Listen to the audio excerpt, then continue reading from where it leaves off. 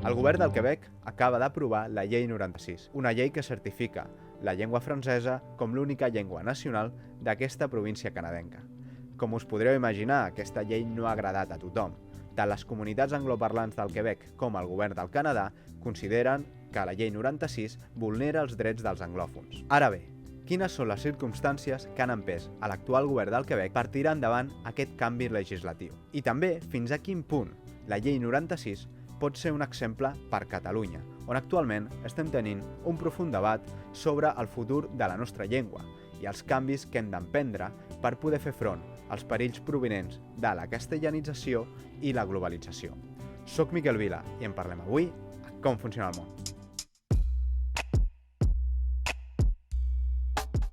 El Quebec és una antiga colònia francesa, que posteriorment es va integrar dins l'Imperi Britànic, i per això avui dia és una província del Canadà. Després de dècades de lluita, l'any 1977, els quebequesos van aconseguir que la llengua francesa esdevingués l'única llengua oficial de la província. Malgrat això, molts quebequesos encara no se sentien part del Canadà, i per aquesta raó el Partit Quebequès, el Partit Independentista del Quebec, va impulsar 2 referèndums d'autodeterminació, el darrer l'any 1995. Aquesta darrera consulta es va perdre i des de llavors l'independentisme del Quebec ha estat en crisi.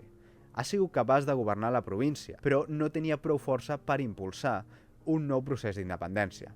Això ha fet que en algunes ocasions també perdés eleccions en favor del Partit Unionista del Quebec, que és el Partit Liberal Quebequès, fins que, finalment, a les últimes eleccions, dins el propi independentisme quebequès va haver una escissió. Aquesta escissió va formar la coalició Avenir Quebec, que és un partit que es declara nacionalista però no independentista. Liderats per François Legault, amb un programa nacionalista i conservador, aquesta coalició es va aconseguir imposar a les últimes eleccions amb una còmoda majoria. En aquesta primera legislatura, el govern de Legault ha impulsat una agenda per reforçar la identitat francòfona del Quebec i, sobretot, també per oposar-se al progressisme del Partit Quebequès i també del govern central del Canadà, liderat per Justin Trudeau. En aquest sentit, un dels temes més espinosos ha sigut la política lingüística i també les polítiques que tenen a veure amb la integració dels immigrants. Com a part d'aquesta agenda per protegir la identitat nacional pròpia del Quebec, arribem a la Llei 96. Però abans també hem d'entendre quin és el context en el que es troba la llengua francesa en aquesta província, que al final ha de competir no només contra una llengua molt important, sinó contra la principal llengua global del món, que és la llengua anglesa. Avui dia al Quebec trobem un 71% de nadius de francès i el pot parlar el 96% de la població. Tot i això, l'ús social de la llengua francesa ha anat retrocedint en favor de l'anglès, especialment degut a l'augment de la població nascuda fora del Quebec, que actualment representen al voltant del 30%. Això es nota especialment a la ciutat de Montreal, la capital del Quebec. Cal que no oblidem que el Quebec és una de les províncies més riques del Canadà i té gran capacitat d'atracció degut a les oportunitats de feina que hi podem trobar. A més, no hem d'oblidar els immigrants extracanadencs, que venen de països que no són francòfons i que prefereixen aprendre l'anglès perquè els hi donarà més flexibilitat de moviment dins el Canadà i fins i tot per poder anar-hi més endavant als Estats Units. Davant del perill que això pot suposar per l'hegemonia de la llengua francesa al Quebec, el govern de François Legault ha decidit impulsar la Llei 96. Dit això, què és el que implica la Llei 96? Bàsicament, la Llei 96 el que vol és assegurar que la llengua francesa és la principal llengua d'ús en tots els àmbits de la vida quotidiana i social del Quebec. És a dir, assegurar que la llengua francesa és la principal llengua d'ús habitual, tant en l'administració com en el món de l'empresa, tant a la sanitat com a l'educació, tant en els serveis públics com en els serveis privats. Per exemple, aquesta llei vetllarà perquè el francès sigui la única llengua emprada a les petites i mitjanes empreses. Les empreses de més de 25 treballadors hauran de demostrar a l'administració que aquesta és la llengua d'ús habitual en el dia a dia de l'empresa entre els treballadors i de cara als consumidors. Això afecta també els bancs i les empreses de telecomunicacions. Les empreses digitals hauran d'oferir els seus serveis, tant els webs com els seus continguts, 100% en francès. També obliga que els contractes estiguin escrits en francès i que si hi ha una versió bilingüe, la versió francesa sigui la que prevalgui per sobre de l'anglesa. La llei garanteix que als municipis el francès sigui l'única llengua d'ús administratiu i també en l'àmbit del treball. La llei 96 també limita el nombre d'estudiants matriculats a escoles que es fan només en anglès. Es dona preferència al francès en el sistema legal i als serveis públics, tot i que es garanteix que en qüestions de sanitat, seguretat pública o justícia, un ciutadà anglòfon es pugui adreçar en anglès a l'administració. Això, per exemple, ja dona més drets als anglòfons del Quebec dels que tenim els catalanoparlants a casa nostra. Finalment, pel que fa als immigrants i als refugiats, se'ls dona un període de 6 mesos per aprendre la llengua francesa. Després d'això, només podran adreçar-se a l'administració utilitzant el francès, i si no ho fan, correran el risc de perdre l'accés a ajudes i als serveis públics. Per acabar, el que és fonamental perquè aquesta llei sigui aplicable és el fet de que el Ministeri de la Llengua Francesa del Quebec tindrà poders extraordinaris per poder impulsar inspeccions i aplicar sancions a aquelles persones i entitats que no compleixin amb els criteris lingüístics de la llei 96. Com us podeu imaginar, no tothom està content amb aquesta nova llei. D'una banda, trobem la comunitat angloparlant, que consideren que els seus drets estan sent vulnerats. En aquest sentit, és interessant fer notar que no és només la comunitat angloparlant del Canadà i del Quebec la que s'ha queixat, sinó que en general la cobertura que podeu trobar d'aquesta notícia als mitjans anglosaxons és en general força negativa.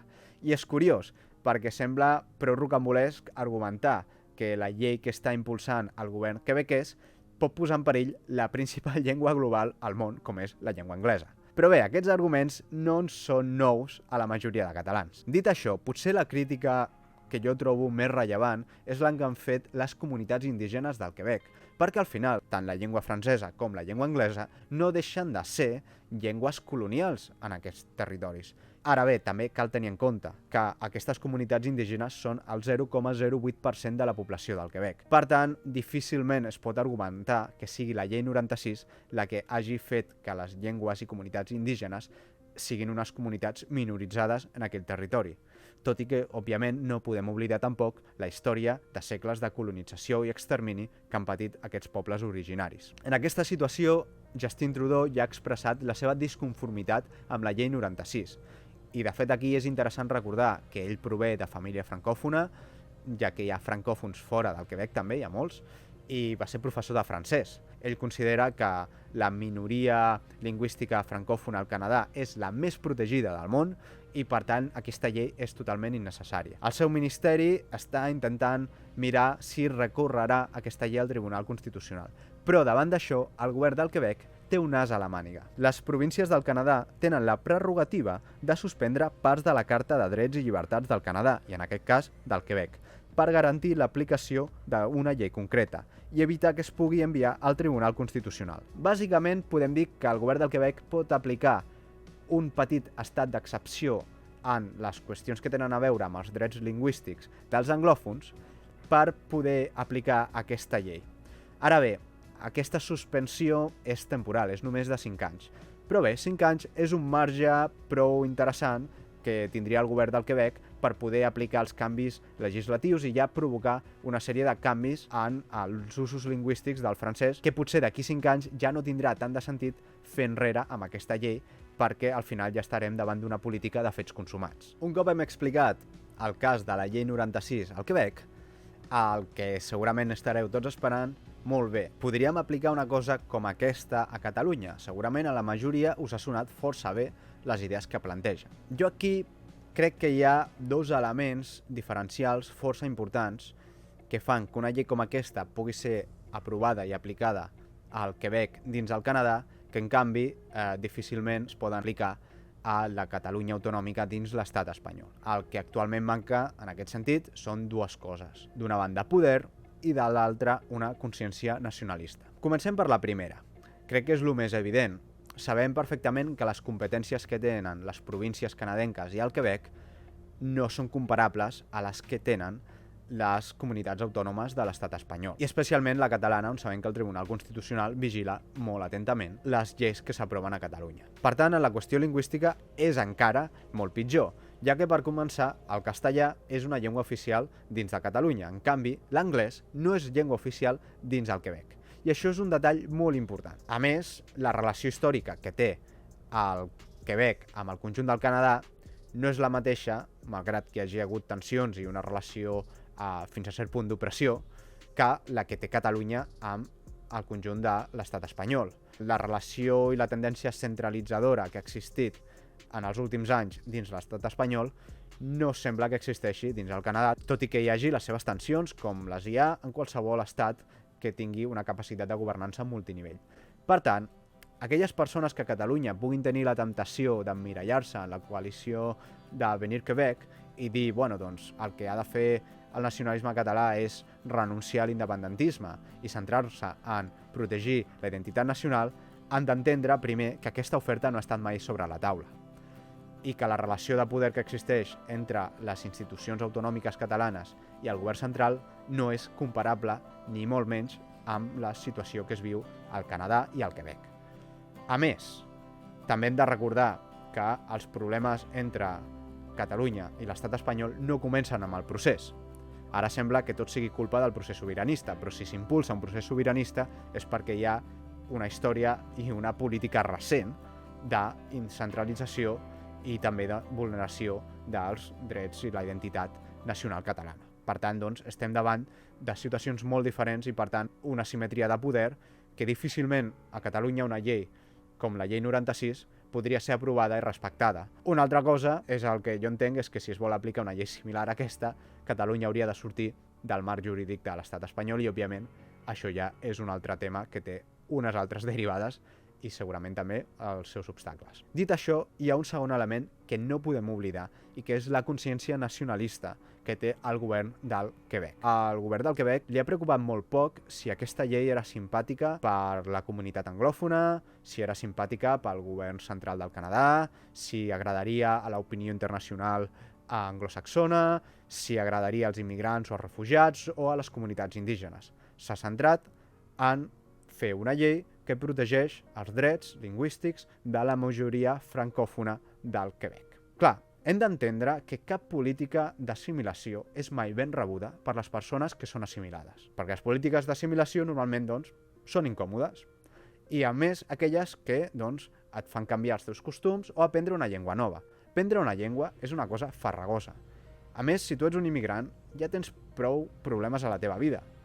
Has d'aconseguir papers, has d'aconseguir una feina. A més, no saps si realment tu estaràs en aquell país tota la teva vida. Potser tens pensat estar 5 anys, 10 anys i després tornar-te a casa teva o anar a un altre lloc. Tu com a individu doncs, tens uns interessos, fas els teus càlculs, tens un temps limitat, uns recursos i intentes tenir el màxim benefici al mínim cost. Ara bé, si l'alternativa a aprendre aquesta llengua indígena és que em fotran fora del país, doncs aprendré la llengua que em pertoqui. I així ha sigut a tots els països del món. Això normalment és un procés que es va fent de forma natural quan tu tens un cert conflicte lingüístic com passa en el Canadà, no? Quan tens francòfons i tens anglòfons, o quan tens a Catalunya amb el català i amb el castellà, aquesta situació és més complexa. Per tant, aquí la comunitat, que sobretot doncs, la comunitat nacional que no vol perdre la seva llengua, ha de posicionar-se d'una manera ferma i has de posar les coses sobre la taula, i aquestes són les normes. Per tant, és molt difícil que mai aquest tipus de mesures siguin simpàtiques. Per tant, no has d'intentar ser simpàtic. Hi haurà antipatia, però el govern doncs, o la comunitat, en aquest sentit, ha de saber tirar-la endavant.